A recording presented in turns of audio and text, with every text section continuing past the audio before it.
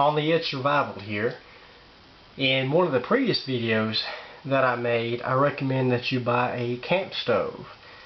And if you buy a camp stove, obviously you're going to have to buy fuel for it, such as what I have shown.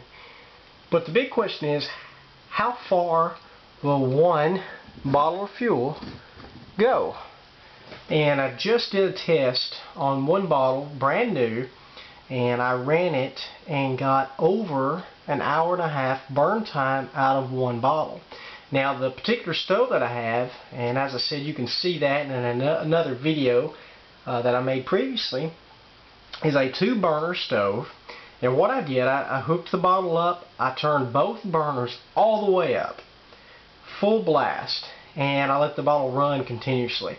And it ran for an hour and a half. And after about an hour and a half, it started to die down due to the lack of pressure.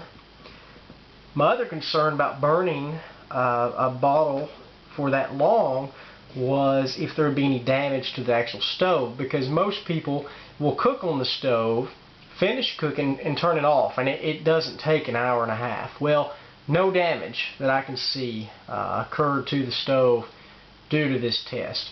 So in an attempt to have an overall average, I will go out and get a couple of more new bottles, probably from different places, so that I can ensure I get different samples, and run the same test again and then again for a third time, and take an average to give us a general idea of how much cook time we can get out of these bottles. And that will allow us to have an idea of how many we need to have on hand, how long will they last us, and then it's just left up to how long does it take you to prepare a meal.